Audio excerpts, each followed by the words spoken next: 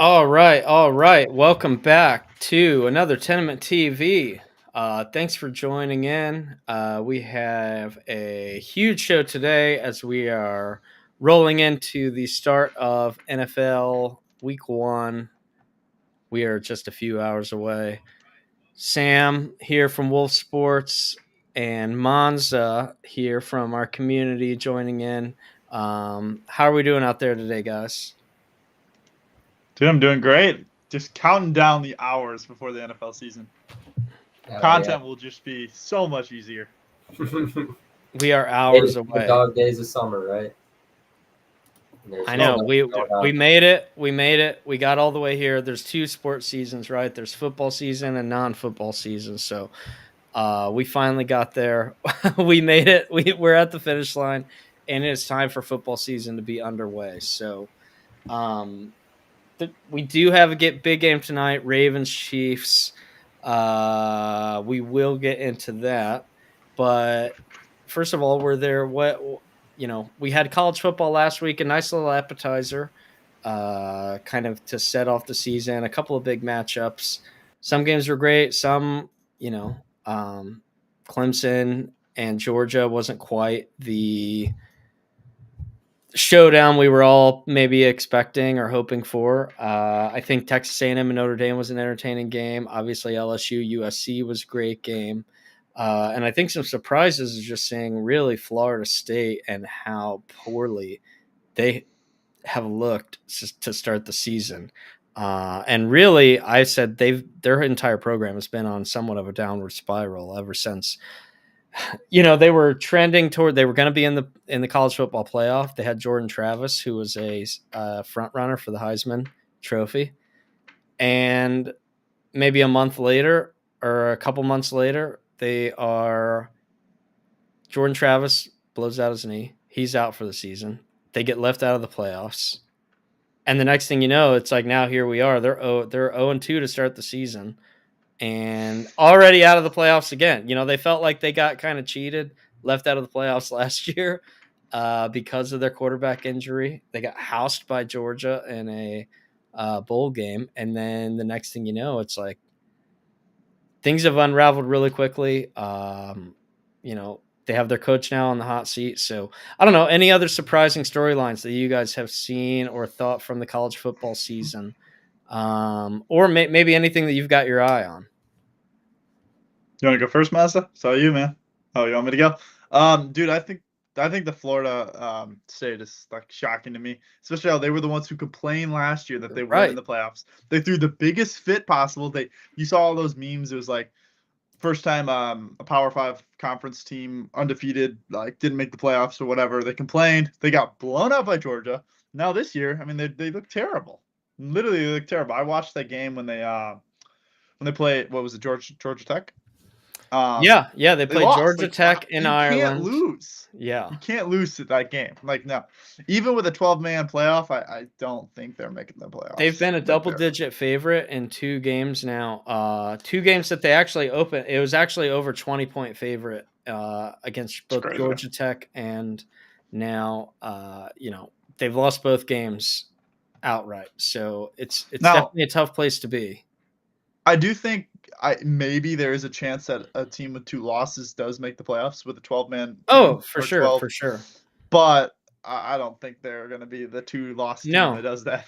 No, because the problem is, it's like you also, and it's the problem that I have with Clemson as well, where Clemson could win out the rest of their games. Doesn't matter because they played head-to-head with Georgia and they got absolutely throttled. They were clearly far inferior to what we saw from Georgia, where it's like you can already write Clemson off. You're like, all right, I know this team doesn't have a chance to win the title because they don't have the horses to go toe-to-toe with a team of that caliber. So that's where it's kind of the upside and the downside to playing a tough schedule early in the season where, you get that respect, but if you don't show up, you're immediately dismissed as far as I'm concerned.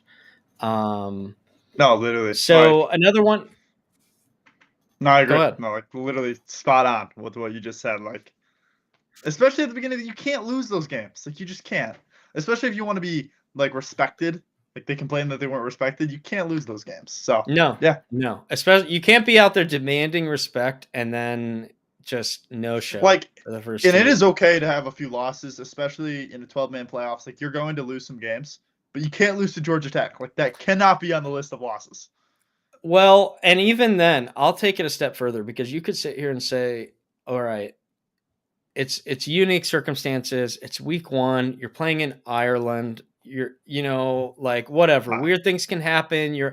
But then you're against Boston College, who by no means is a premier college football program.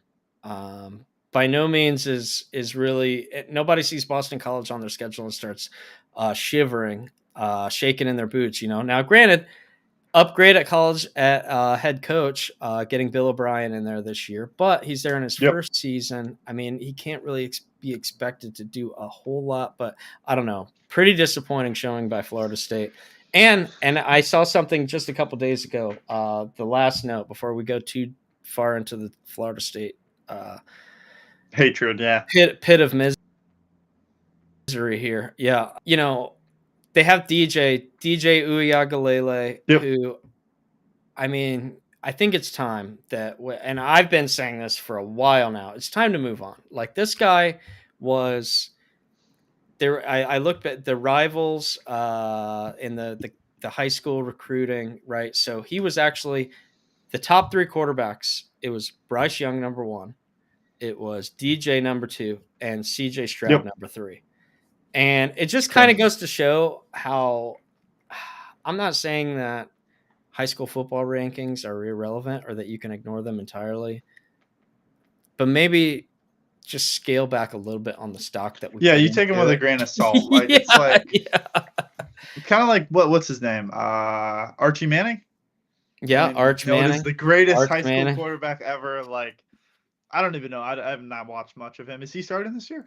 No, he's behind Quinn Ewers right now. Oh, I didn't So know it that. remains to be seen. He did get a little bit of action last week. He got in the game late when they were up. But I don't know. The jury's still out there. I think we might see Arch. I am surprised he went to Texas, just considering like he wasn't going to get the opportunity to start immediately, but maybe that was strategic. He's there, he can kind of learn a little bit, he can kind of figure things Yep. out, because that's the other thing. If you get in there and you start as a true freshman and you struggle as a true freshman should, you're immediately written off, and it's like, oh, this guy sucks. So maybe there's something to That is that. true. Get in there, and Yeah. nowadays guys just. By the way, like, how do I respond to the? Can I respond in this chat? yeah. Oh, how do I do that? Yeah, absolutely. Our guy. We got Is that one of the motivational D Blaine out posters? there. Yes, it actually is a motivational poster. Barnacle Boy. It is. Oh my God! It popped up on the screen. Our guy down here actually finished in the top 3. I believe finished number 1 in the monthly leaderboard. So he has some payouts Very coming nice. his way. Where in our monthly cash leaderboards for in the pick 'em app, our guy Ocean Barnacle Boy D Blaine took the crown. The number 1 spot. So anyway, not this week, maybe not as loaded of a slate on the college football side as we were last week. I mean, one of the bigger games that people have their eye on, obviously, is Michigan and Texas, a game, 2 teams that both made it into the 4-team playoff last year. I think it would be surprising if at least one of them didn't make it in this year. Oh, But it's not out of the question by any means. Texas. I'm kind of interested to see how they do it, because it's like I wonder how many like quote unquote underdogs will be in it, because every year there's that one team that's undefeated, but they didn't really have a strong schedule and they don't really play the high level competition. Also, we can't make it. We can't let them in the 4. So it's like I am interested to see how they kind of line up that 12 team. Like and that's kind of how I feel. I entirely agree with you, because it's, everything every year was all about, oh my God, that fifth team is getting cheated so badly. Everything was made about how the system was screwing over that 5th team. Last year it was Florida State. Now is it going to be the 13th team? I don't think so. Well, because like last year, would Georgia have won it? Like, I don't know. Like, yeah, and that's not many people are out there shedding tears for Georgia. No. But it would have been interesting. Look, I think I saw they've lost. Maybe it's either 2 or 3 games that they've lost in the last 4 years total. Yeah, I mean they won, and well, they were both undefeated for they lost what, to 2 Nick years? Saban. Yeah, they lost to Nick Saban. Like he's the only coach I think that's beat them in the last like 4 or 5 years. So yeah, that's crazy.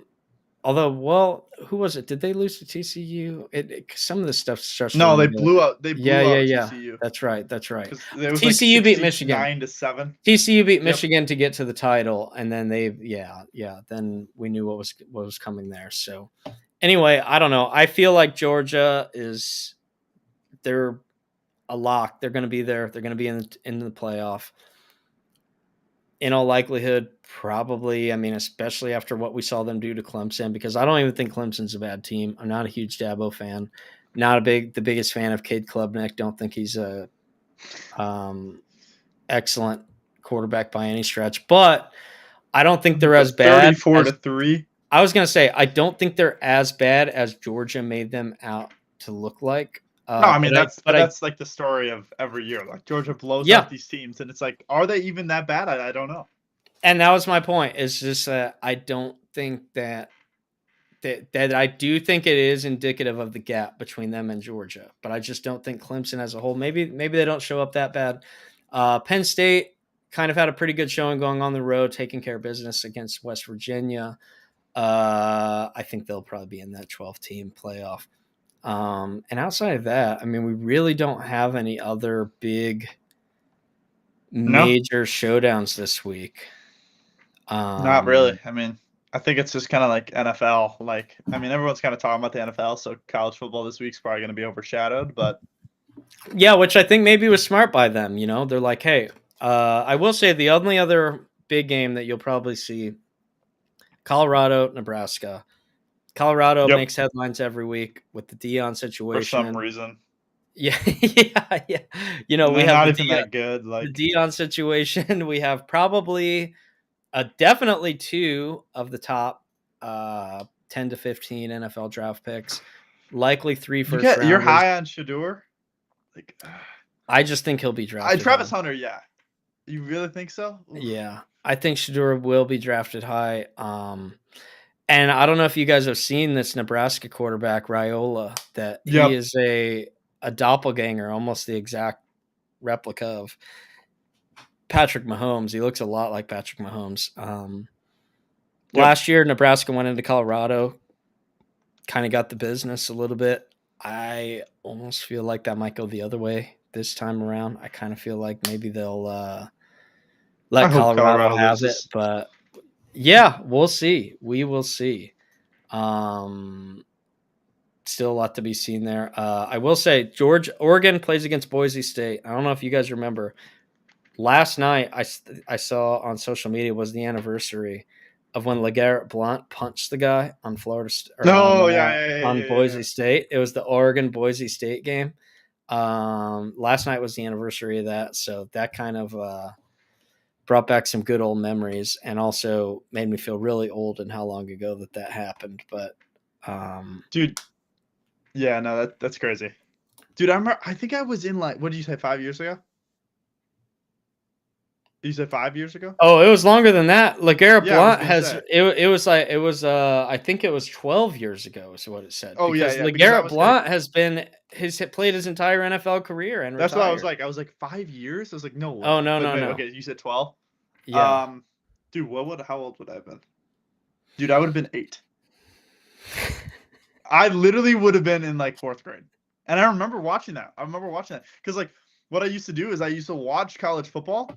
It was the only thing I could watch because we weren't allowed to stay up like most of the time Sunday nights because we had school the next day. So college football was like my big thing. So yeah, that's crazy. That is 12 years ago. Wow. I will say, before we move on, did you guys watch the USC LSU game at all? I did not. but I see Barnacle Boy talking about it. So maybe Yeah, I'll check loves out. it. I loves it. I did watch it. I loved it as well. I think that LSU, I think now they've lost 5 straight week 1 games, which is crazy and just kind of a really tough stat. Some of that I think can be Are they dismissed a little bit. They going to played make the tough playoffs this year? opponents. I don't think they will, just because Okay. they play such a tough schedule. They don't have a good defense. I mean, LSU for years and years, their calling card has been their defense. They've pumped out elite defensive talent year after year, right? I mean, think about all these guys that they've put out between Tyrann Mathieu and Patrick Peterson and Patrick. What's the dude on the Texans? The cornerback. Stingley, or no? Was it Stingley? It is Stingley. Derek Yeah, Stingley, yeah. Stingley, and they've put out some. There's a guy on the Browns too. Every position, for all the way from defensive line, linebackers, secondary. Well, they had that good 2-year run, but I still think they get in good individual talent, but for whatever reason, they just, with this new Brian Kelly regime, which granted is only in its second year, haven't quite put together all the defensive pieces. I think ever since their defensive coordinator left to be the head coach at Baylor, Dave Aranda, they've kind of struggled defensively ever since he's left. But that's where I think is ultimately going to end up costing them. Being in a tough conference like the SEC, they're going to have some challenging schedule. They're going to face some teams that can score points, and I don't think they can stop them. And last year they were able to balance that out by having, a top 5 NFL quarterback or draft pick quarterback in Jaden Daniels, Heisman winner. That kind of can help erase some of those defensive deficiencies. And this year they don't have that. They have Nussmeier, not going to blow anybody away. Probably not a high level NFL prospect. So who do you think the best quarterback in college football is?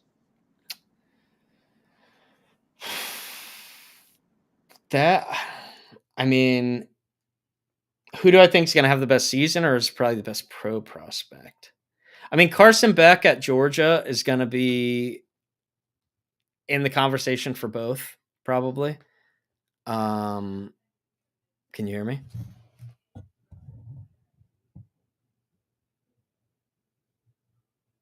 don't know if Sam can hear me or not, but Carson Beck at Georgia is obviously going to be in that conversation.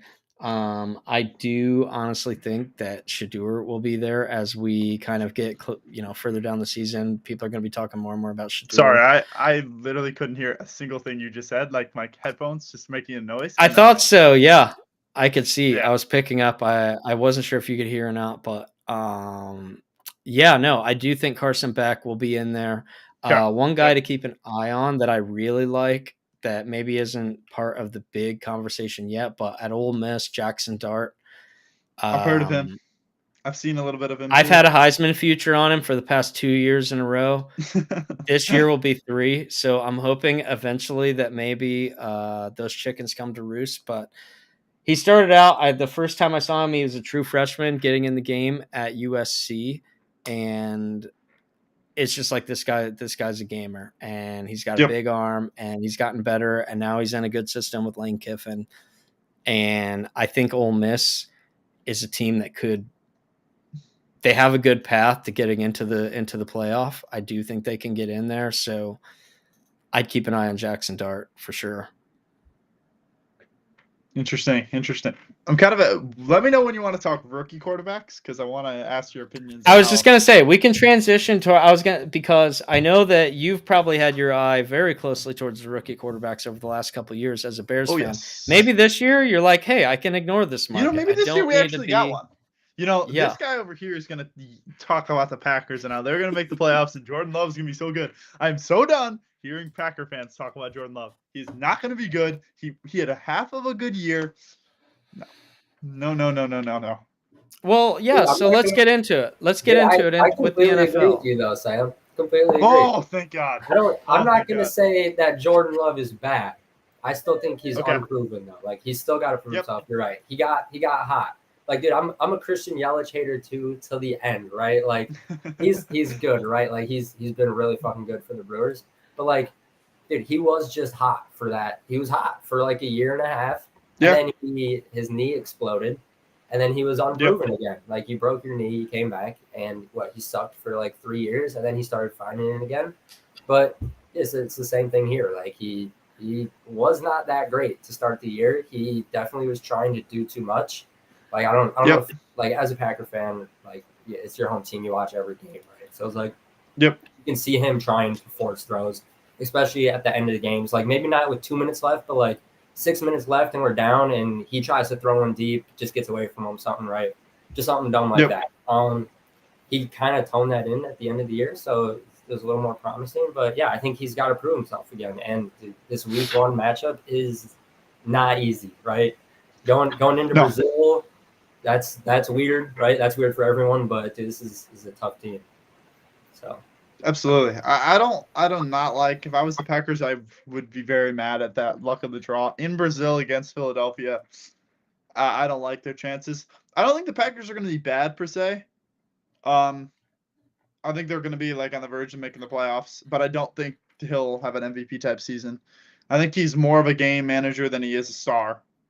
Like, I think he has a better chance of being in the 10 to 15 to 20 range of quarterbacks as opposed to top 5. I don't think he has that upside. But I don't think his floor is very low. Like, his floor is, like middle of the pack. He won't be bad. He won't. Caleb Williams, on the other hand, now, I think he has the potential to be the best quarterback in the league, but his floor is lower than Jordan Love. Like, I think Jordan Love, like, lowest he'll be is a game manager, like 15th best quarterback in the world. Caleb Williams, very well, could come into the league and be like absolutely terrible. All right, yeah, good. But that's what I like to hear. But I think it's like higher floor, lower floor, higher ceiling kind of thing. Well, and just for starters, I mean, it's almost not even debatable that the weapons that Caleb Williams is coming in with are significantly better than what Jordan Love is dealing with. I don't know about that, dude. These no. Oh my gosh. You'll see. Where do you see? I'm not even going to argue. Let's just see. Keenan Allen is probably better than like any wide receiver the Packers have had, not named Devontae Adams, for like the last like 10 to 15 years. Doesn't matter if Caleb Williams is dog shit. Okay, so literally, if you combine the Packers and the Bears, literally, you could debate, but the top 2 receivers are on the Bears.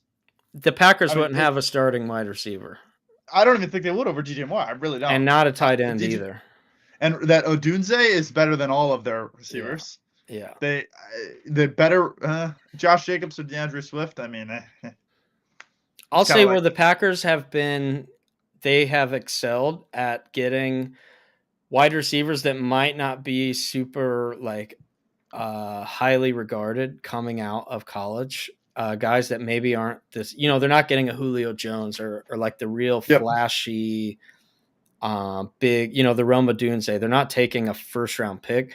They're getting guys later in the draft that, to their credit, have worked out. Some guys that maybe some Romeo Dobbs, some Dontavion Wicks, some guys like that. I like Christian Watson. These guys aren't terrible, but they're not. I mean, teams aren't like dying. They're good. They're like good athletes. They're good receivers, but they're not like a number 1. Like, never in the history of the league will any of the Packers receivers be considered top 5 in the league. Here's what I'll say right here. They also don't have Caleb Williams thrown to them.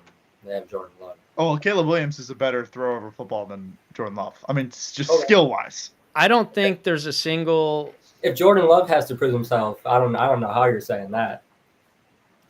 Well, I'm just saying, like, just talent-wise, like arm talent alone, Caleb Williams is a better arm talent. No. I would agree with that. And what I will say is that, especially with Jordan Love, is because last year at the first half of the season, you could say at minimum he struggled a little bit. He wasn't the same guy that he was, as the second half of the season. I believe it was like the second maybe like the final third of the season, let's say, because they went on a little bit of a winning streak where they had to win every week to get in. They didn't necessarily have the biggest gauntlet schedule to work their way into the playoffs, but they did win the games, and then they got in the playoffs and they beat the Cowboys' ass. I'll give it to them. In the playoffs, it's like, and they were close to beating San Francisco too in the playoffs. So they rode that momentum. I think they're definitely a team to keep an eye on. Was half a size smaller, I have never despised Packer fans more in my entire life because this is the year. Like, we actually have a shot. Like, my whole life, we've never beat the Packers. I literally can't remember a time we beat the Packers. When they had Aaron Rodgers, it was every year. Like, it was every year, twice a year we'd lose, and he'd do his discount double check in the end zone every single year. It's like, yeah. I mean, we were on like Detroit's level, and then Detroit gets good. And then the Vikings are, they're decent. Like, with Kirk Cousins, they were decent every year. Like, we were bottom of the barrel every year. Now this is the year. I think we're gonna know within like 3 weeks. Enjoy being there again. I don't know. We will see. Because Sal says all my homies hate the Packers. Yeah. Well, and what I will say is that,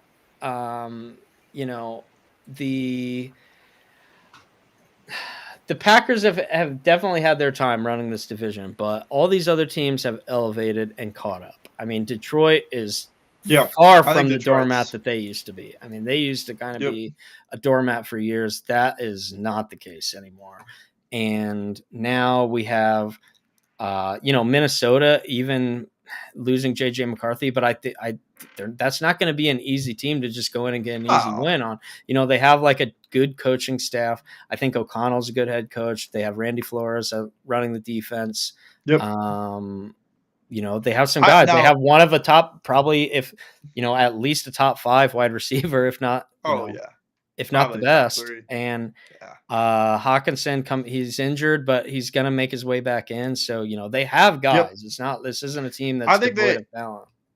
They have talent, and don't get me wrong. I do not think the Bears are going to win the division. I think it's going to be Detroit. I think Detroit's probably going to be the 1 seed, maybe the 2 seed. And I wouldn't be surprised if 3 teams in that division made the playoffs. Yeah, I would not be surprised. And that's kind of how I feel. Could also say the same thing with the NFC West, though. I think it's similar. Looking at the NFC North and NFC West, where you don't have any terrible teams. You also don't have any super.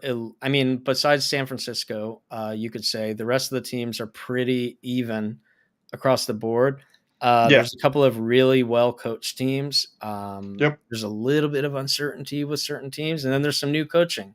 There's new coaching all over the place. So that's the good thing with the NFL is like, you're never. I mean, look at the Texans. They were in dire straits 2 years ago. The franchise was in complete disarray. They lost their franchise quarterback. I mean, right? Yeah, I mean, they were a disaster. And within a year, it's like everybody likes the Texans now. I think it's never been easier for teams to kind of climb up the rankings because of how good the rookie quarterbacks are. I mean, if you look in the AFC, there's 16 teams. You could debate 12 or 13 can make the playoffs. And all of them have rookie quarterbacks. It just depends on the rookie quarterback play or 2 year or like half of them are all like Patrick Mahomes is on the older side of quarterbacks in that division or that conference. I think the NFC is a little different. The NFC, they have a couple young quarterbacks, but I think the NFC won't be far behind like 2 or 3 years from now. Well, and what you don't see very often anymore is teams that have uncertainty or like the stopgap quarterback option. I mean, most teams now, they just move off of guys almost immediately if they aren't the guy.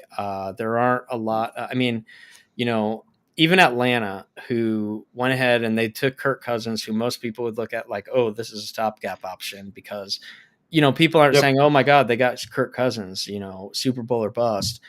But even with that, in a move that was heavily criticized, that I don't criticize it, was going out and getting Michael Penix Jr. because it's like, hey, like if you don't have a quarterback, you have no chance. You have no chance at doing anything. And look no further than the Browns and the Jets last year, who were two teams that are loaded at every position, loaded rosters with not horrendous coaching staffs. I think the Browns have a better coaching staff than the Jets, but that, it didn't even matter. Two teams that are just loaded across the board at most positions that didn't have the slightest chance last year to do anything, simply because even whether it be through injury or whatever else, quarterback was an issue. And if you don't sleep on Deshaun Watson. I'm telling you right now. All right. If he is 80% of what he used to be, that they're a top 2 team in the AFC. Well, and so they play Dallas this week, or in week 1 here, 2.5-point favorite at home. So you like Cleveland to kind of take a step up this year. And, that's another really interesting division is this AFC North, where you can't point to any team and say, hey, that's an automatic win by any means. No. And now I think definitely the Bengals and the Ravens will make the playoffs if they're healthy. Assuming they're healthy, I don't think they're missing the playoffs.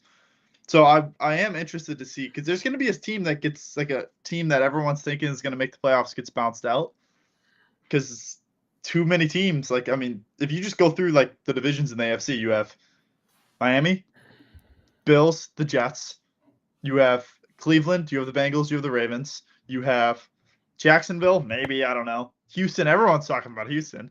You have the Titans and the Colts, not really terrible teams, just depending on quarterback play.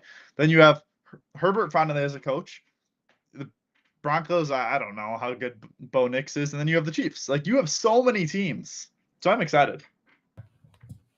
Oh, yeah. Monza, what ideas do you have for a dark horse team outside of the Packers? Oh, jeez. I will say, if I had to give an advantage, like with the Packers, like, nobody's ever going to be thrilled to be playing a game in Brazil, I don't think, where it's like, man, we can't win. But 2 advantages. At least it's week 1. Yeah. So it doesn't really cause a huge, weird travel situation where, oh my God, you finish a game, then you're dealing with Brazil the next week, and then you're So at least it kind of removes a little bit of that. And the fact that it was an Eagles home game, so you're not losing a home game necessarily. I mean, this is a game that would be played in Philadelphia, so I don't know. Maybe it neutralizes some of that home field advantage. Yeah, so it takes away a little bit of that, where I wouldn't really be expecting the Packers to go into Philly and win on the road. Now, with this being in Brazil, maybe it kind of opens that up a little bit for them to steal one. But Monza, any dark horses for the NFC or the AFC that you have your eye on? Honestly, man, no, not really. I don't take anything too early in the season. I like to see how things play out. I'm not putting any future bets down on Super Bowls or anything right now. But okay. I do like my Packers. I always take the home team. You just got to throw a little bet down, because if they win it all, it's fun. So I do got my little future bet on the Packers, but nobody else yet. I like the Bills to bounce back a little this year, if anything. Josh Allen, I think he's still top 3 quarterback in the league. So interesting. Hey, what do you think of the AFC South with Jacksonville and Houston? Like, do you think Trevor Lawrence has a bounce back year? I like Trevor Lawrence. Or is he just shot? I like Trevor Lawrence. I think he's a dog. I think he's pretty good. I think he's also kind of overrated in some people's eyes. Like, I don't know. I've seen some people throw what's overrated? Like top 5, top 10? Yeah. Like that's what I'm saying. Like, I've seen people throw him, like 5, 6 range. That's a little up there for me. But do you think CJ Stroud's better? I'd put him. Like, if you were drafting a team, who would you draft first? I'd take CJ. Okay. Yeah. I think I would too. I think that's higher ceiling. I don't know. That'd just be how I would see it. Interesting. What about Tennessee? Do you guys know much about Will Levis? So one thing that I do know is that they turned over their entire coaching staff. Obviously, they no longer have Mike Vrabel there. They kind of cleaned house for the coaching. They also, their roster, if you look, they have one of the highest percentage of roster turnover in the entire league. So not only are they dealing with an entirely new coaching staff, they have a full new team Yep. out on the field as well. Levis is obviously coming back, but outside of that, Derrick Henry he moved on to They got Calvin Ridley. Baltimore. Yep, they brought in Calvin Ridley. They brought in Tony Pollard. So I know they brought in some offensive line pieces as well. So they've really tried to do. I know there's a lot maybe of mixed opinions as far as Will Levis and his ability, his talent level, but they did what they can to surround him with pieces to help him succeed. And it is a little bit of a tough division, but I'll say you might not like this. One bet I've already made this week, I already took the Titans +4 against the Bears, but it has a lot less to do with the Bears. It has a lot more to do with, you look year after year, the number one most bet team in week one almost always is the Hard Knocks team. So it's like right away, fade the Hard Knocks team no matter what.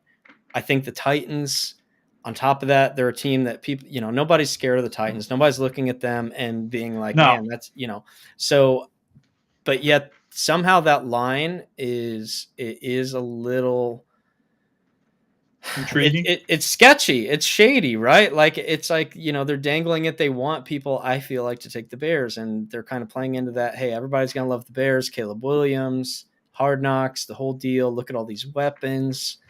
The Titans never are really much of a sexy team.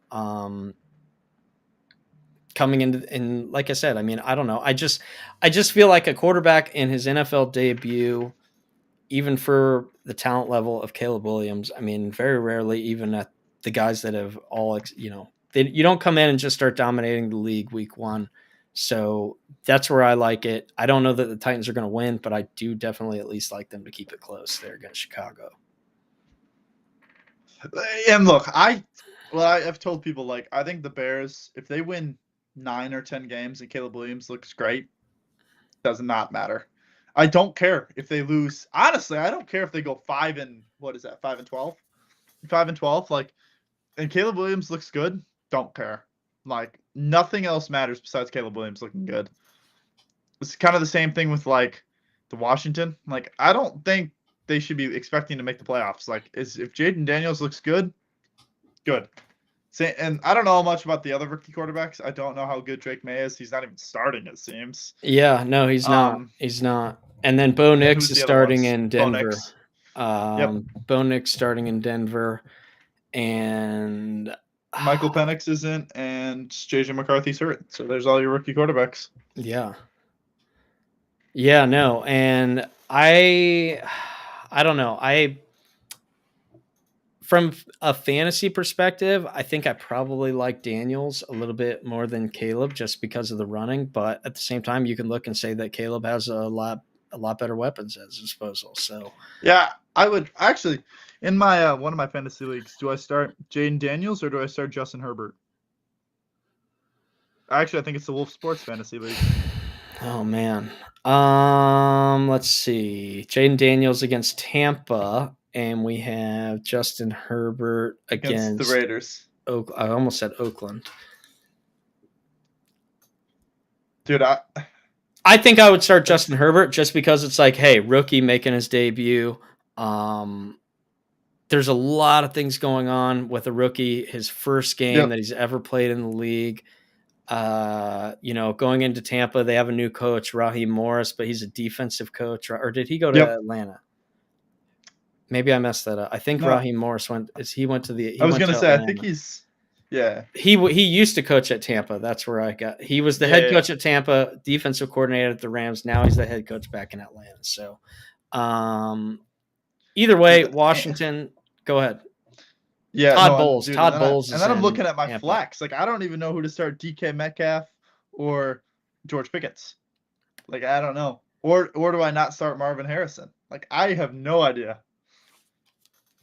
I think you got to go with Marvin. I think you have to go because the time in which you drafted him so early. that I did. that is a spot where you got to have a starter, and you just don't overthink Yep. it. You're like, hey, I got this guy to be a contributor right away, so Yep. I need to put him in right away. I would put Marvin Harrison in there. I would probably lean more towards Herbert just because, like I said, I mean, it's not like they're at home, number one. The Raiders, Pierce going into second season as a little bit of a Yep. defensive coach, but I still don't think the Raiders are a scary defense or intimidating by any means. No. And I would Monza, just lean to him. Go ahead. I was gonna say, who did you pick in fantasy? Like, who was your?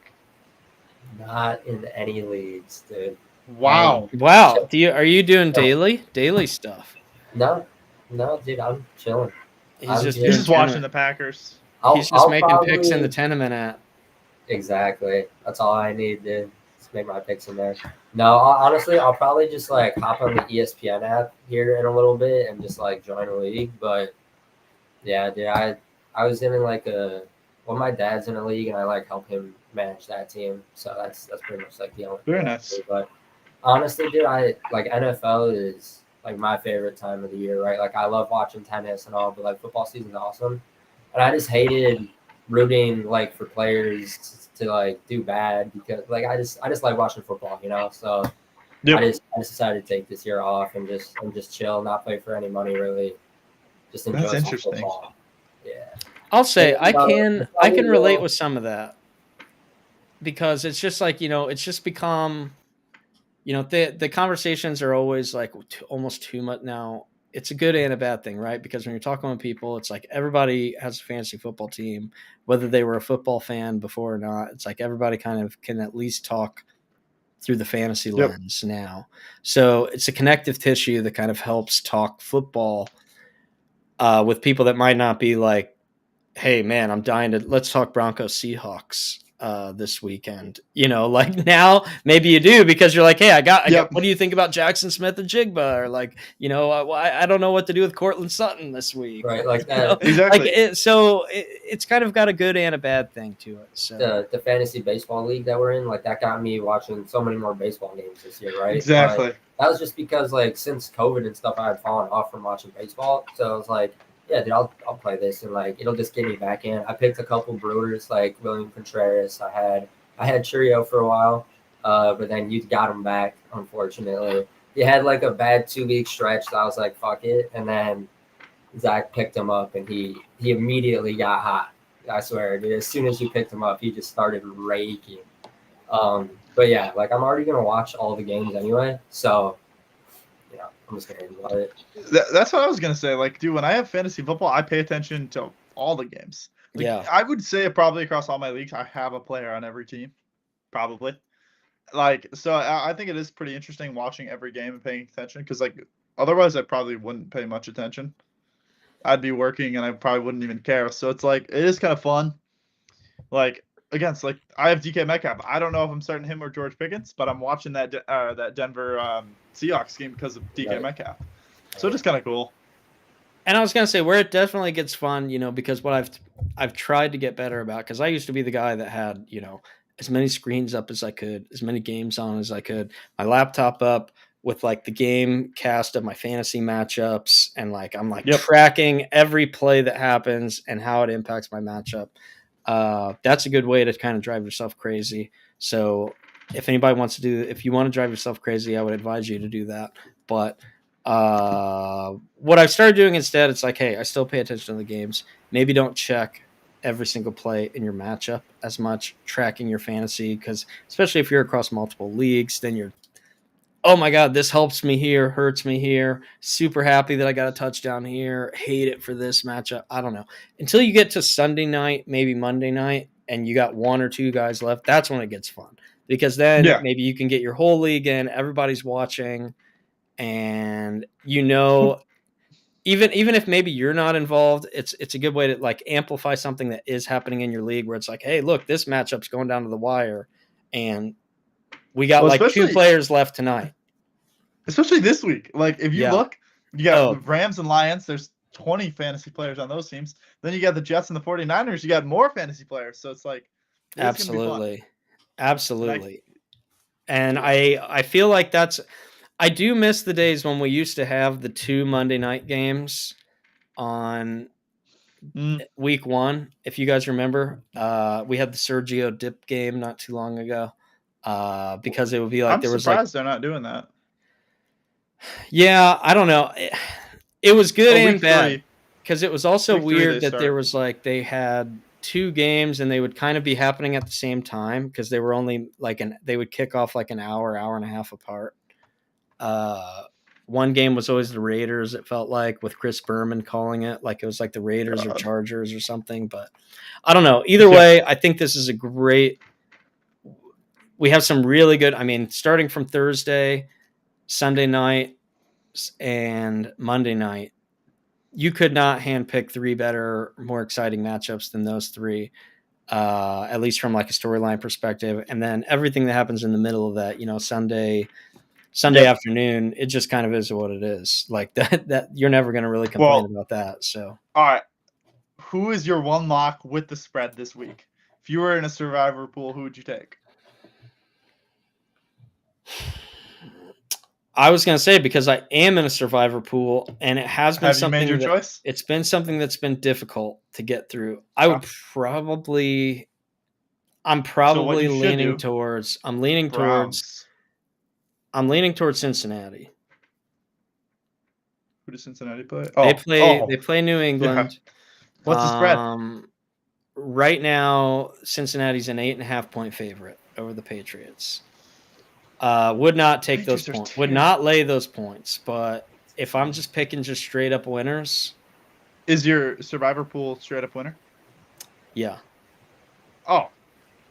Can you pick each team? But even just looking at just straight up winners, I still don't know that there's a clear cut like easy pick to make here for week 1. I think week 1 survivor pools are going to be a bloodbath, and there's going to be I think it's going to be, you're going to see probably 20 to 25% of these pools get wiped out in week 1. Really? I guess if it's straight up winner, I think the Bengals is the clear choice, but some survivor leagues you can't pick a team twice. Yeah, is that this league? Some yes, some you can't. I have one of each, but in both cases, I'd probably view it this because like my other thing is I've tried to get queued in week 1 in the past, and like you end up regretting. Yeah, it's like what was I doing? Now I'm done. Now I'm out. Good thing I saved all the rest of the teams because now I can't use any of them. I get it; it's a divisional game, but you got Jim. Yeah. Or Jim. One of the Harbaughs. Jim Harbaugh. Yeah. I guess they lost a lot of their weapons, but I don't know. That'd be probably the game I'd target. That or oh my god, dude, there is a lot of evenly matched games. It's not a good. Yeah, it's tough. Oh, maybe the Eagles. But I wouldn't be shocked if Green Bay won that game, and then everyone talks about how good they are, and then we have another 20 years of losing to them, unfortunately. Well, let me see. It could go that way, or Caleb Williams could be a beast. But let me see if I can get this. I'm praying. Oh, I see it. Well, let's get this back up here. We can run through some of the matchups, get some picks in, and kind of send people on their way into the weekend. Can't wait. Dude, honestly, I gotta really look at my fantasy teams because I have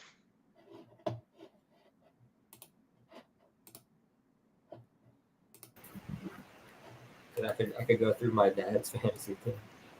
Let's see who we got.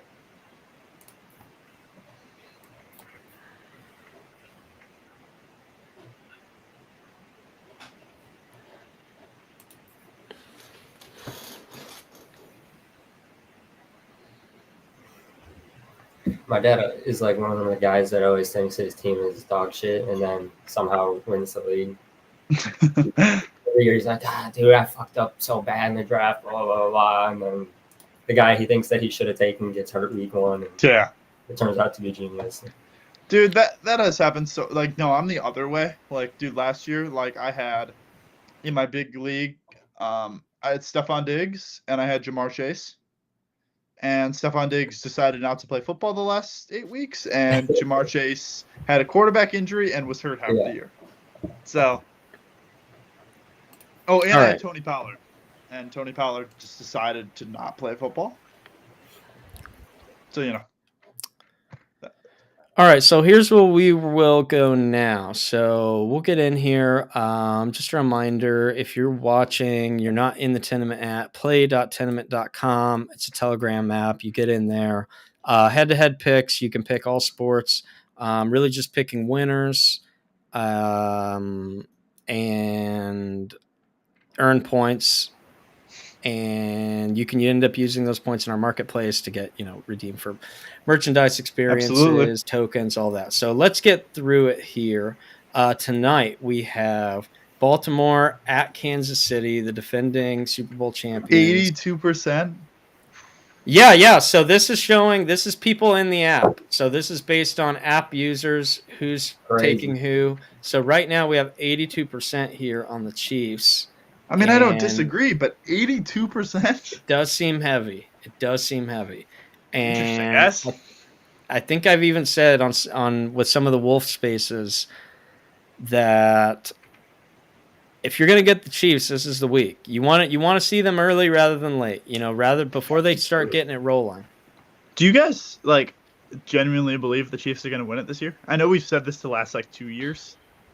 And it's oh, no, they can't win it another year, and then they seem to win it another year. But, would you bet on the Chiefs or the field? I don't know how you pick against. I mean, who is better than I don't know, but who do you pick against them? I think they've gotten better this year than they were last year. Their team has gotten better. Cincinnati? I don't know. Yeah, Cincinnati maybe, but you also look. I would hate Cincinnati to be has a lot more. Cincinnati has more resistance within their division than the Chiefs do.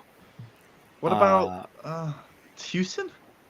I don't know if I trust CJ Stroud beating them in Arrowhead or even in Houston. Right. And that's the thing. It's who is going to go into Arrowhead and win? That's maybe Buffalo. I guess Buffalo, yes, but we've kind of seen how that plays out, and not that can't go the other way, because as soon as it goes the other way, it kind of changes the narrative. I mean, Andy Reid was viewed that way for years. Oh, true. This guy can't ever win the big one. He can't win the big important games. He just happened to be gifted the greatest player to ever live. Yeah, now Andy Reid is seen as a top 5, if not, it maybe end up being top 3 NFL coach of all time. So you can kind of shift that narrative pretty quickly. So where do you guys think here? Kansas City, Baltimore. Where do you weigh in? I mean, it's hard to pick. I gotta hear what Masta said. I don't know. I think if we're talking picks on the Tenement app here, I'm going Baltimore just to try and get ahead of that 82%. That's what I was gonna say.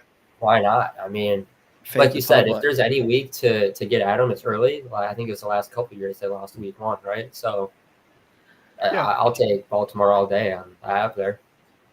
I agree. I mean, Baltimore's a great regular season team. What were they 13-4 last year? I think they were the number 1 seed, right? They were the number 1 seed. Yeah, and that's what everybody was saying. Baltimore here. I think they're going to control the pace with Derrick Henry and Lamar Jackson. Keep Patrick Mahomes off the field. I think Patrick Mahomes and the receiving core will struggle. Not Patrick Mahomes, but I think their receiving core will struggle. They got a lot of new guys, a lot of young guys. I think it's close. Probably a field goal game. Justin Tucker takes it probably 27-24, but I'll take the Ravens. Yeah, I know that I will be. Actually, I'm betting on that right now on the Tenement app. Yeah. I just think, and you think back to the Chiefs last year. I'm still mad at them because they knocked me out of my eliminator pool last year on Christmas Day when they lost at home to the Raiders. And at the last year, the Chiefs, as much as we've seen from the Patrick Mahomes-led Chiefs, they did struggle a little bit during the regular season. And then you remember the whole storyline all year was this is the year, the Chiefs are taking a step back and they're regressing. And somehow they win. Somehow they win every game. It's this is going to be the Ravens or the Bills. It all comes down to the Ravens or the Bills. And then Joe Burrow gets injured. He's out for the year. And the next thing you know, the Chiefs are right back into the Super Bowl and having another parade. So, annoying, but yes, yeah. But like I said, I think it just goes to show that when you have the best quarterback, it's your window's going to remain open. You can always kind of stay there and kind of stay as somebody that as a team that is going to be in have a chance there all the way through the end of the season, and it, they have a pretty decent defense too, good pass rush, and I don't know, they just kind of know how to pace Why themselves. is 64% on New England here? Now, are we talking about in the app? Yeah. I think one thing that also might happen is that we just have people from all over the world. Like we ran campaigns for cricket and stuff like that. So there's probably people that get in here early. They see the picks, and whatever one is the higher percentage, just click through that. Because I mean that's what I was doing for the cricket matches, right? Like I had no idea, so I would just go in there and pick something. So. But at the same time, it is week 1, and one thing that I always say, anything can happen the old adage is anything can happen any given week, any given Sunday, any team can beat anyone. But I think that's especially true on week 1, and something that I will definitely be part of the storyline heading into next week is making sure that you don't overreact to whatever happened in week 1. Hey, usually you don't know until like week 5 or 6. And that's what I would say as a little bit of advice that I would give to people is like, look at the week 2 slate right now and go ahead and formulate your opinions and figure out what your opinions are for week 2 right now. And I'm not saying you have to cling to those or not waver off of those at all. But I would at least still use those as your guiding light when you're looking at week 2. Next week, don't be too overly influenced by what you see this week, just because we are going to see some weird things happen. We are going to see, as teams start to realize, oh my God, something that we game planned for all off season, we need to scrap that immediately. We saw the cracks in it, doesn't work.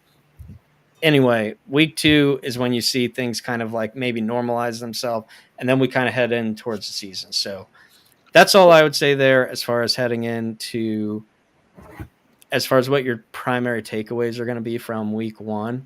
Next, we will head into Brazil. We have Green Bay, Philly. We know that Monza loves the Eagles here. So we'll start. I don't think it's fair for 17%. Like, I hate the Packers, but I don't think I'd fade the public on that one. I mean, it's not a home game. They're playing the Eagles very well could be off. I don't think the Packers are that bad, like 17% bad. So, yeah, I don't know. I'd go the Packers there.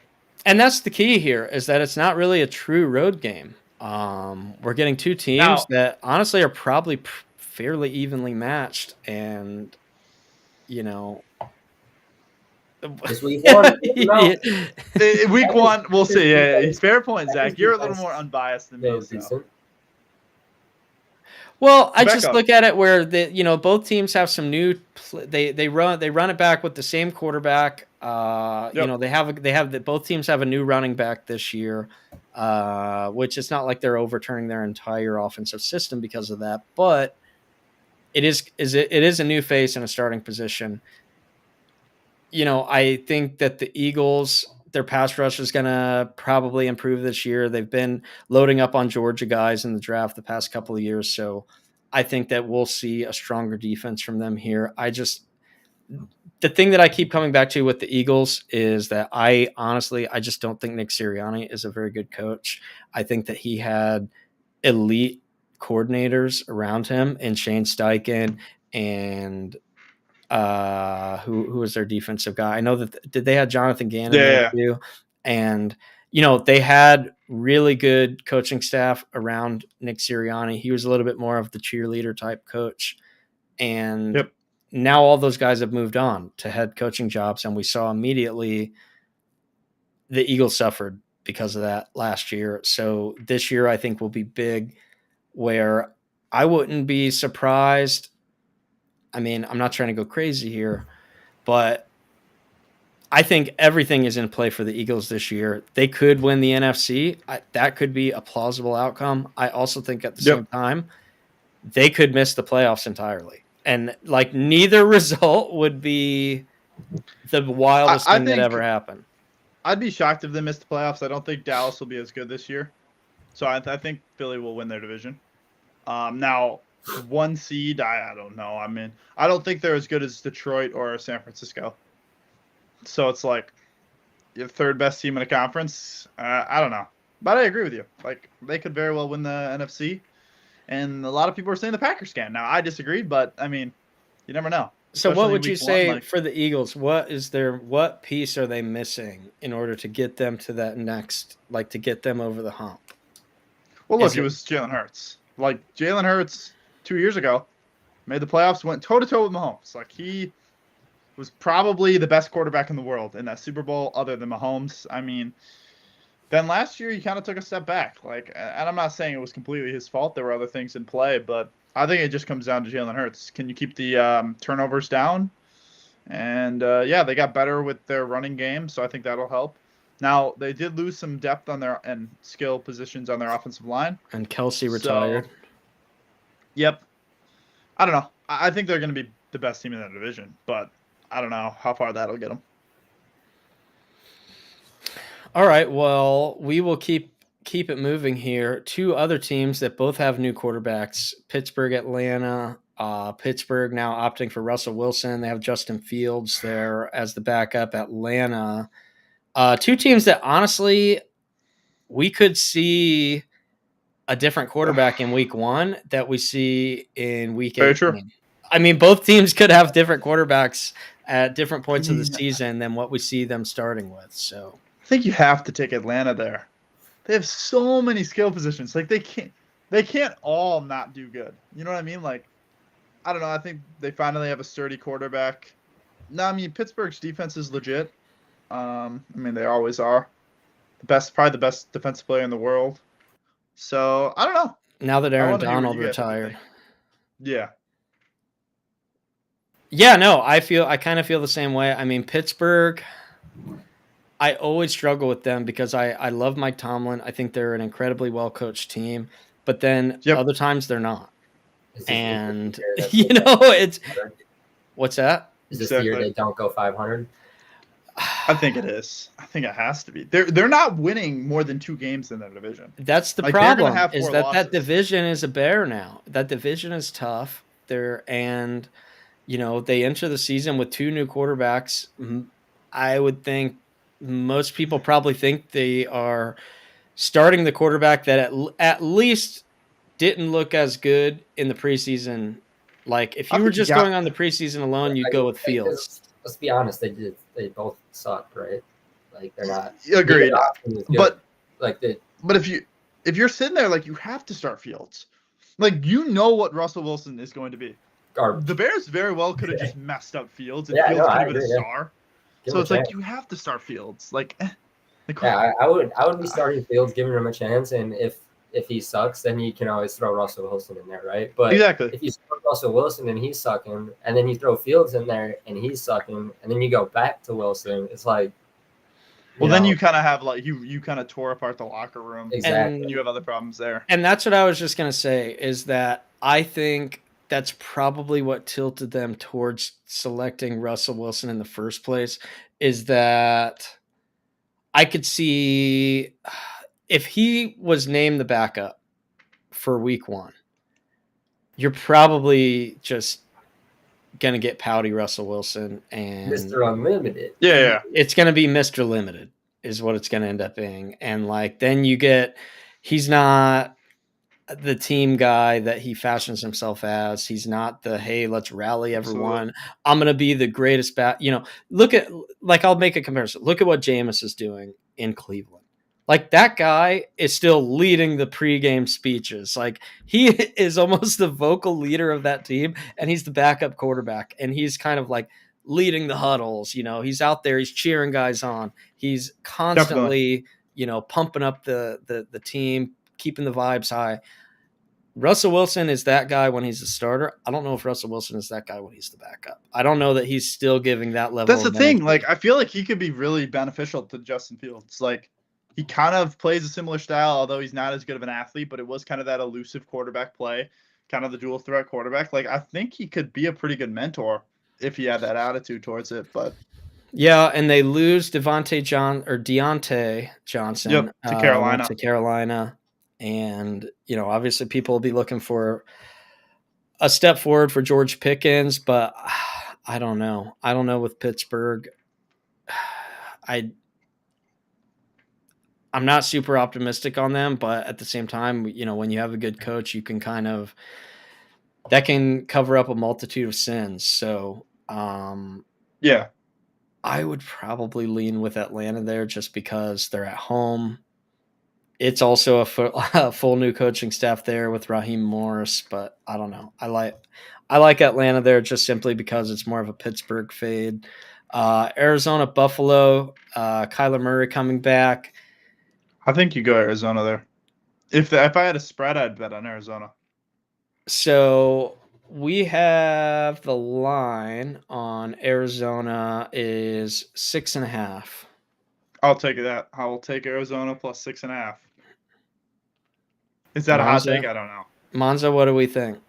I don't think it's a hot take, but like I said, I like Buffalo to bounce back this year. So I'm taking. Do you think Buffalo. They're winning their division? No. I don't know. It'll be close, but I don't know. I like Josh Allen to bounce back. I think this is going to be a really good game. Like I'm excited to watch this game. I hope Josh Allen bounces back and has a great year because that's just so fun to watch when he's playing well. Like that's. And then you know who I like in fantasy? Dalton Kincaid. Dalton Kincaid in fantasy, I think, will be very big. Really? I'm really big on good options. Yeah. Dalton Kincaid. If I was you in your dad's league, I'd go trade for Dalton Kincaid today. Whoever your quarterback or tight end is, don't care. Go trade for him. Yeah, I could see that. I could see him turning in, maybe not. He could be the Dalton or the Sam Laporta of last year, right? Where it's like a guy that people weren't. I would not be surprised if he finished top 2. Yeah, I think he was incredible at Utah, and I drafted him a lot last year, and it didn't really pay off until like later in the season, just because at the beginning he was kind of working his way into that offense. They still have Dawson Knox. They have more than one tight end there, but they don't have anything at wide receiver. We can just put that out there. They do not have much at the wide receiver position, and Dalton Kincaid. Actually, I'm going to go trade for him. They give you that. He gives you that wide receiver like skill set at the tight end position. So I don't hate that at all. 10% right there, though. Like again, if you're trying to get ahead on the field, I don't hate taking Arizona there just to try and make a little move. Maybe not if you're picking those other 2 upsets earlier, but you could definitely get ahead of the field on there. Well, try to make a trade for him in the Wolf Sports League. Who has him? Who has him in the Knots? Bullfine Trader. Okay. Well, Titans Bears. So we know like I said, I almost lean Titans here just because I don't know that the Titans' outlook on their season is better than the Bears, but the fact that it's just week 1, the Hard Knocks angle, the Bears are going to be one of the most heavily bet teams coming into week 1. Like I said, every year it's like whoever the Hard Knocks team is, that's the most heavily bet team going into week 1. So couple that with the Titans not being a team that generally garners a lot of public attention, or team, people aren't usually like tripping over themselves to get to the window to bet the Titans, but I don't know. I think that they can kind of hang around. I think they can kind of keep it close. I think the Bears it's going to be kind of a slow build for the Bears. They have a lot of new players and on a new team, I should say. And I don't know. I just think the Titans could keep this a little bit scarier than what Bears fans would want it to be. I'm with you all the way on this. I'm taking the Titans here. But again, I haven't seen the Bears do anything in my entire lifetime. So it's just like, Fair point. why would I bet on them now? If Caleb Williams starts showing me something, then I'll pay attention. Yeah, no, I'm taking the Bears in this game. I mean, I can't not take the Bears. Like, I get where you guys are coming from, and Caleb Williams has not proven anything, but I have to take the Bears. I have to be optimistic. Yeah, and I mean, I think this is truly a coin flip game, as a lot of these are in week one, but I don't know. I just kind of feel like that the Titans could show up, and then I would immediately probably, if they came in and won in Chicago, I'd probably immediately fade them in week 2 and like turn it around and to take some Tony Pollard unders and the whole deal. Yep. But all right, well, as we only have a couple left here. Cincinnati, New England, not a game that I don't think people are going to be overly excited about. I will not be watching any New England games this year. I think they're going to be terrible. Yeah, I think I probably agree. New coach there, Gerard Mayo. New quarterback, but he's not starting. They have Jacoby Brissett coming in to at least start the season as a starter. Not an abundance of offensive weapons there for the Patriots, but what do you guys think there? Are we all here on the Bengals? I mean, I don't know. I don't think the New England Patriots are going to be very fun to watch until Drake May starts. Now, when he starts, I think it'll be interesting. I don't know how good he'll be, but I think it'll at least be interesting. If not, I'm taking the Bengals, even with the injury concerns and the holdout concerns. I'm taking the Bengals all day, and it's probably the easiest pick on the slate for me. Definitely surprised to see the 61% there on the Patriots on the road, even in Cincinnati. Moving forward, another, I think, kind of some surprising results here. Houston and Indianapolis, where we have 65% here on the Colts. Houston is actually a 3-point favorite on the road. Now, the last regular season game, I should say, these teams faced off against each other in an elimination game. Yeah, whoever won went to the playoffs, and it really came down to the wire. I mean, if the Colts converted a 4th down, they might have been in the playoffs instead with Gardner Minshew starting. So,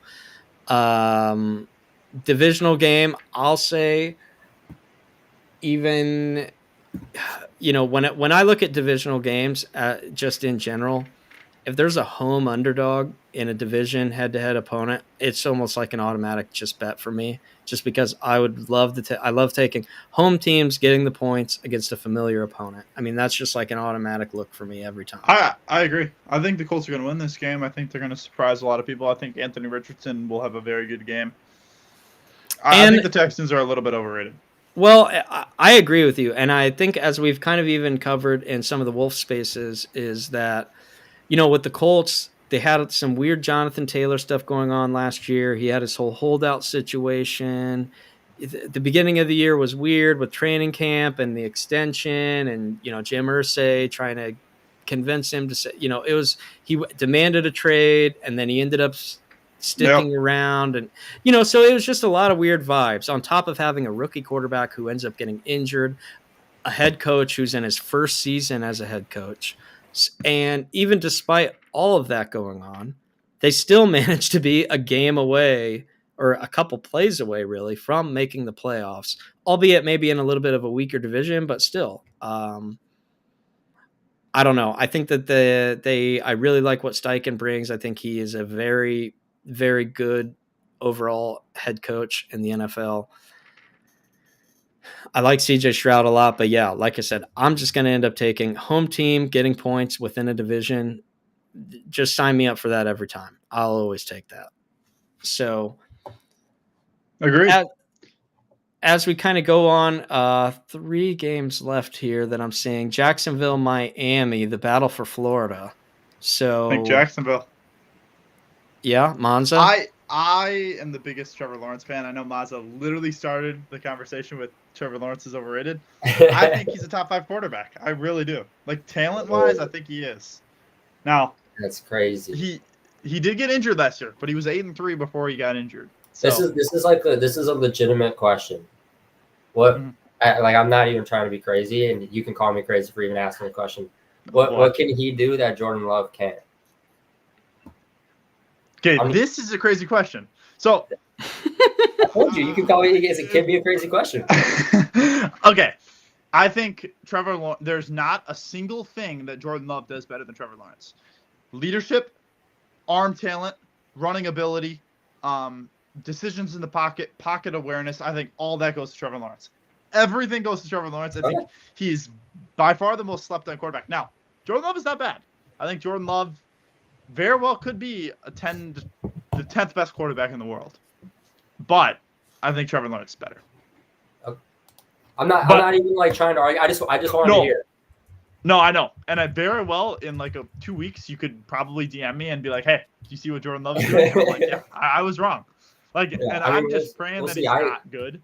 I don't hate Trevor Lawrence. Like I like watching him play. He's electric, right? Like some of those the high scoring games, dude, when they're just going back and forth, like he looks fucking unstoppable, right? But yeah, then sometimes it's like I do think Jordan. I will give one thing to Jordan Love. Jordan Love is more consistent, at least in the back half of the year. Now, consistent wise, I mean, he's had half of a good year, half of a bad year. Yeah. But Trevor Lawrence has those games where it's like, oh my God, you're the best quarterback in the world. And then it's like 2 plays later, it's like, what the hell were you doing? Yeah. So maybe that comes with age. I don't know. But yeah, maybe that is the thing that I don't like about him. It's like you'll be watching him and he'll be lighting. It's kind of like Josh Allen. Yeah, you're right. Dude, like Josh Allen, be lighting it up, and then all of a sudden 3 interceptions, like, and you're like, what? Like in a row? Like it's like on 3 throws, like boom, boom, boom. Yeah. Well, and that's the thing, Trevor Lawrence, I think, was kind of considered a unanimous #1 overall pick. Even, after his freshman season, I think everybody was kind of tabbing him as like, hey, whenever this guy goes, he's going to be #1. Whoever gets #1 is going to take him. Jordan Love, a little bit of a different story. Now, look, you can't take everything off of college and draft stock, but he was a 26th overall prospect for a reason. He ended up at Utah State for a reason. Trevor Lawrence ended up as a very highly regarded high school guy coming out into Clemson, delivered on that at Clemson. He beat Alabama as a true freshman. Yeah. Blew him out, I think. Yeah. And people are like, what happened to Clemson? It's like, well, they don't have Trevor Lawrence or Deshaun Watson anymore. And all of a sudden, you look pretty, and they're still putting in pros at other positions. But I mean, all of a sudden, you look pretty ordinary when you don't have an NFL quarterback anymore. Yeah, no, and not just NFL quarterback. Like Deshaun Watson, yes, has had his 2 or 3 year slump, but Deshaun Watson was probably the second best quarterback in the league for a few year stretch, like him and Patrick Mahomes. So it's like you didn't just have normal quarterbacks. Like a lot of holes can be plugged when you have legendary college quarterbacks. Absolutely. And as far as Miami go, I mean, it's funny. It's like the battle for Florida. This game will be hot. They always say the beginning of the Miami season because they show how that team, the visiting team, is in the sun and they're just getting smoked. But I don't know that that's as big of an advantage here when you're playing against Jacksonville, a team that's used to that heat as well. So I don't know. As we keep kind of making our way here through the South, we have Carolina against New Orleans. Again, another game that is not the most exciting here on the board. I don't know. The only thing exciting about that game is Carolina, because of Bryce Young. They have weapons now. They have that rookie running back. I don't know. I mean, they're more exciting than the Saints. I mean, I don't know, but I want to hear what he has to say. I don't know. I don't have anything to say. I don't care about this game at all. I guess that is what I have to say. I gotta go check my fantasy teams. I don't think I have anybody on these teams. If you don't have any player on either one of these teams, you're probably in okay shape. We'll just say that. Well, the only thing is Chris Olave. No, I don't have Chris Olave. And this is a game I'll probably just go New Orleans just to try and get ahead of the spot, make up some points. I'm a little. I think the Saints might be the worst. I think the Saints might finish as the worst team in the NFC. I think they'll be up there. Bad, I mean, It'll be them or the Giants, or maybe the Vikings because of injuries. Like just pure record wise, I think Carolina's better. Slightly. I think Tampa Bay's slightly better, and then I think Atlanta's obviously better. What's the spread on this game? What is it looking like? We have Carolina. I imagine the Saints are favored, by 3.5 or 4. So hovering around in that standard range. I don't know. I mean, Panthers new coach, Bryce Young year 2. He can't possibly look as bad as he did last year. That's what I'm saying. Like he just can't. Although he didn't have weapons, like he didn't really have many. Yeah, I mean, it did look really bad last year, but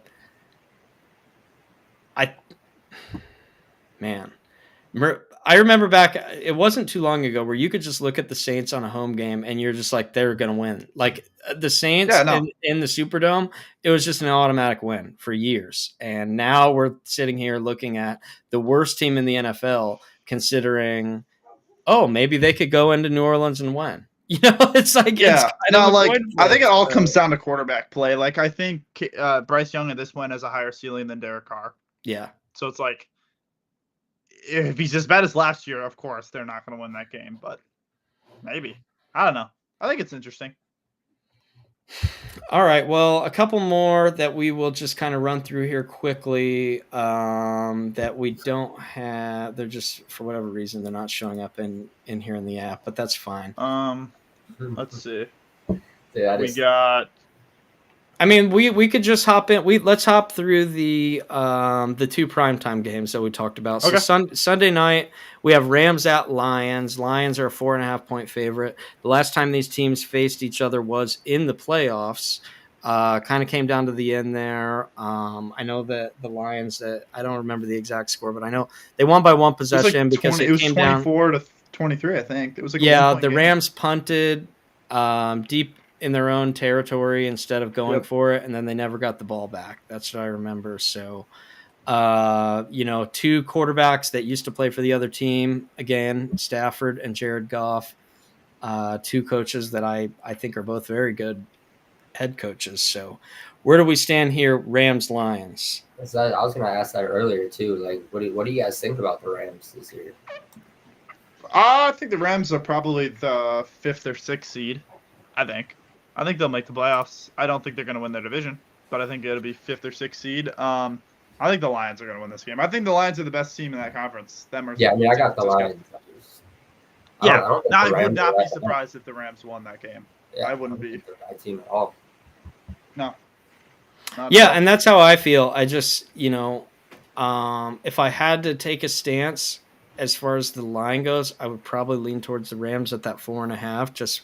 But it's crazy. They're losing probably the best defensive player in the NFL is just off their team now, and Aaron Donald retiring, which I don't think can really be. It's almost been overlooked this offseason to a certain extent. He probably wasn't the best player last year, but he's still even at that. He was like 32, maybe. And what I always say, it's like it was less about what he was doing individually and the opportunities he was creating because it's like he was occupying so much attention up the middle that it was really freeing up other guys to kind of, get in there and get some pressure in at the quarterback, because one guy isn't going to do it on Aaron Donald. You kind of needed to have 2 guys committed to him, and then that's just freeing up somebody else absolutely to wreak havoc and cause some damage. So I don't know. Well, that game was bang bang. It kind of came down to the wire. It was a very, very close, tightly contested playoff game. And I think it'll come down to the Lions having the best offensive line in the league.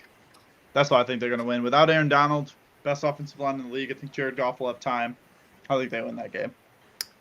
And that's a good point to make, because the Rams also lost their defensive coordinator with Raheem Morris going to be the head coach in Atlanta. So, maybe a little bit of new defensive schemes here, some new guys, new personnel. So, Jets-Niners heading into Monday night.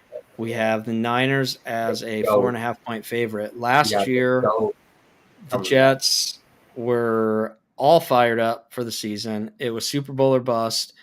It was September 11th, Monday Night Football. I still remember watching it. And Aaron Rodgers came out, brandishing the U.S. flag across the field. And less than an hour later, his season was over, as well as the Jets season. So, Well, yeah, no, and contrary to popular belief, I actually like Aaron Rodgers.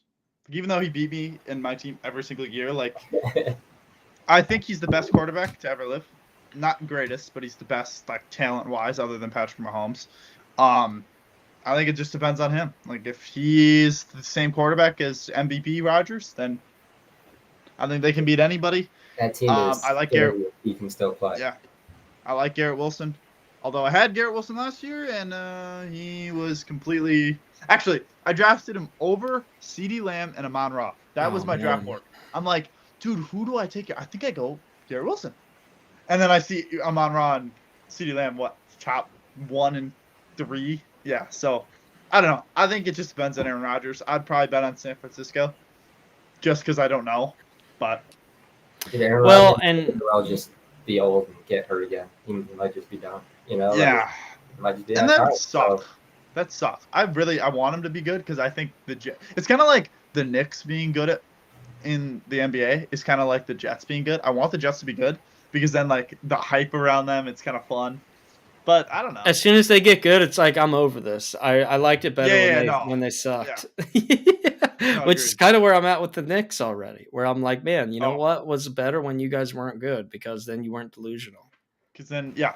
But I don't know. I mean, if you bet either way, it would be okay, I could see where you're coming from. But I mean, Aaron Rodgers comeback player of the year, or yeah, no, he's in contention. I mean, I don't know what the odds are like on that, but he's probably top 3. I'm guessing him, Deshaun Watson, and Kyler Murray. I'm guessing. Yeah, are probably the top few. Yeah, groups. yeah. I mean, quarterback is always going to be. I mean, you could even put Joe Burrow, even maybe into the comeback player of the year, right? I mean, I don't know. The problem is, it's like there aren't the criteria isn't specific enough that almost anything could constitute being a comeback player. I mean, it could be Kirk Cousins for all he could come in and tear it up with Atlanta, and then it's like, oh, Kirk Cousins maybe. There's a lot of options. Year, so. Yeah. Don't sleep on Daniel Jones for a comeback player of the year. That's another one. I like him, but it's like he gets the best college receiver, other I guess Marvin Harrison, but Neighbors is good. I don't know. I think there's a lot of comeback player of the year. It just depends on who stays healthy. And that's just only at the quarterback position. Yeah, no, that's true. That's not including Nick Chubb. I guess he's going to be out for a few weeks. That's not including Derrick Henry. TJ Watt. Can DeMar Hamlin still win it? Well, I was just going to say we might see. If he comes back, plays a full season, and plays good. That's a good point. Yeah. Well, because I was going to say Ricky Pearsall even could throw his hat into the mix if he makes it back out there and has any sort of impact at all. The rookie wide receiver who just got shot within the past. I saw that. Yeah. So if he comes out and has any impact at all, I think he might be able to put himself into that mix. Absolutely. I think there's a lot of... Dude, I'm just excited. The only problem is at the end of the day, I mean... I was going to say... I have 3 meetings tonight, and I'm like, come on. Opening night, who is scheduling these meetings? This could go, and we've gone for a while. This could go on for probably 2 or 3 hours, just talking NFL storylines.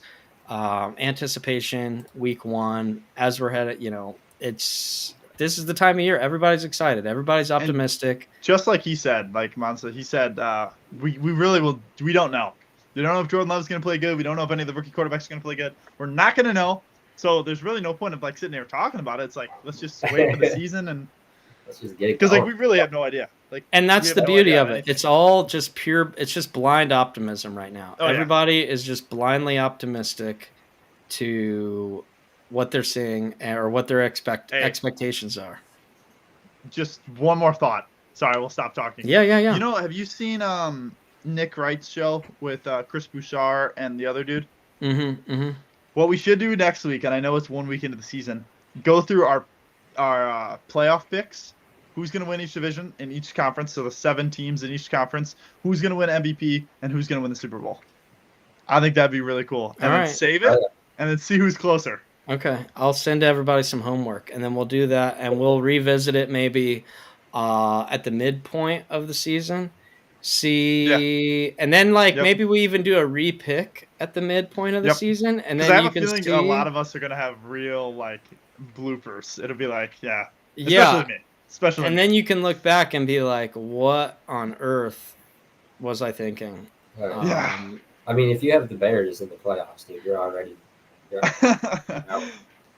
I think they're gonna be like the 6th seed, and I think they will not win in the division, but I think they're gonna be 5th or 6th seed. I think they might win 6 games. What? Okay. Well, at the very least, this will be something interesting. This will be very interesting to monitor closely. And the good thing is, we have Bears-Packers head-to-head 2 times this year. So, we do. I will be posting that constantly on Wolf Sports. And every year for that matter. But, now that we have this dynamic, this budding rivalry here between Sam and Monza, that we might have to... you guys got to see my replies. I comment on so many people's Packers posts. And I'm so mean.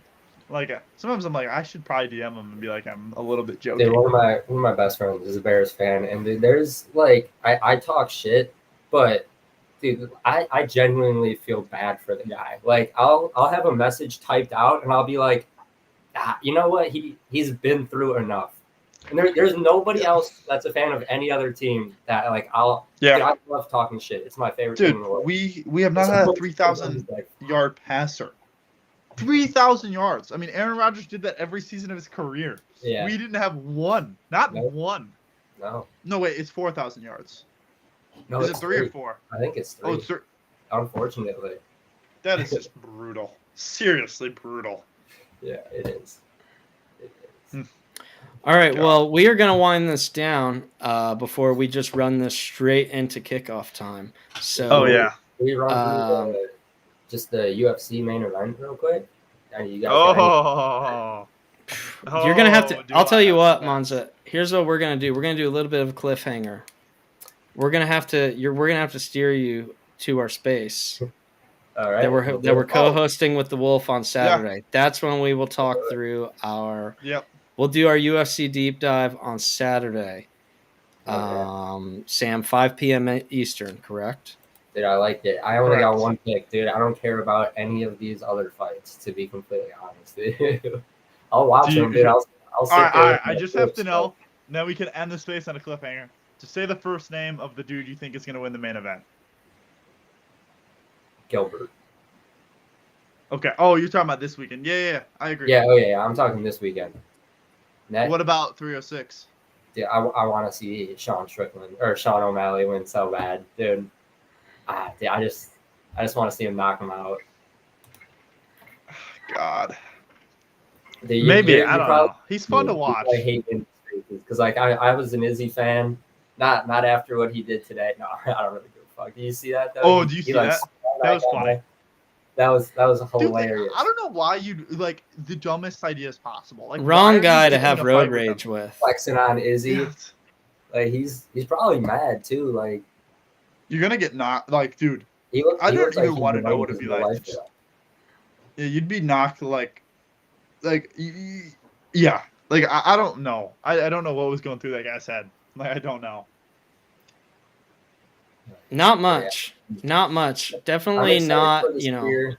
I'm excited for 307. I'm excited. I think, what was it? 308's the crazy one. Is that Ilya Topuria? Yeah, I think so. Yeah. Well, yeah. I'll be on a flight to Singapore, of course, on UFC 306, so I'm missing the entire event. Actually, 12 hours after the event, I won't even know who won, so it'll be interesting. Yeah, well, there'll be certainly plenty of conversation around that.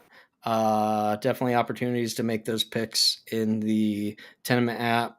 and rack up some points now that we're in a new month here. So cash prizes are back up for grabs as we are in the new month of September, and there's plenty of opportunities now with the football season. So Sam and Monza, thank you guys for joining. I'm sure we will definitely be checking back in over the course of the season. And like I said, tomorrow, 5 p.m. Eastern, we have The Space co-hosting with Wolf, talking about really just kind of weekend picks, mostly football-centered, college football, NFL. And then Saturday, a little bit more UFC-specific show. So, Sam, I'll let you kind of take us into the weekend there with that. Yeah, no, tomorrow we'll be talking about NFL, college football. We'll probably dive into a little UFC. We got some UFC guys coming. So that's at 5 p.m. Eastern. And then Saturday we'll do a full dive of UFC. We'll probably focus a lot on the Gilbert Burns fight. And then we'll probably go into the UFC 306 to kind of predictions on that. But both 5 p.m. Eastern. Can't wait for you guys to come. Absolutely. Monza, any closing thoughts heading into the weekend or into the UFC card? Not really. I guess we got the U.S. Open going on too, so just. Oh yeah, that's right. Yeah, I know you've been dialed in. You've been dialed in on the U.S. Open. I missed. Actually, we will have a tennis guy on our space tomorrow, probably talking about the U.S. Open. So. Hell yeah. I texted Zach yesterday before the Medvedev. The Medvedev match. I was like, dude, this is the match of the tournament. And center, yeah, center. I was like, this is gonna be crazy. First set was wild, and then it was like 6-2 first set, 1-6, like just back and forth. It was crazy. It was a match that was on crack. Super fun to watch. Like you had no idea what was gonna happen. So I just love watching tennis, dude. It's because you can go down in those first 2 sets and look just awful, and it's not over. You got to win every point, dude. Every point, every game's a grind. I loved it. I played tennis in high school too, so I'm probably a little biased. But that was my thing. So I got Sinner winning it all. We got 2 Americans playing each other in the semifinal on the men's side, so that's pretty sweet. You'll have an American on the final, but I got Sinner winning it all over there, and then there's also 2 American women in the semifinals, but they're in opposite matches. But probably take Sabalenka to win on the women's side. She has just been absolutely dialed in this tournament. Like you just feel bad for her opponents. Like she steps out there first service game, you're like, oh, it's over. She's just looked unstoppable. Some of the most dominant tennis I've seen, like since Serena, dude. I'm not saying like that she's Serena. I'm just saying like in this tournament she is locked in. Super fun to watch. But that's all I got. Absolutely. All right. Well, we will, like I said, we'll keep an eye on that. We'll keep an eye on the NFL kickoff, which we are just a few hours away from now. Outside of that, join our spaces. Give us all a follow on Twitter, and we will see you next time. See you guys.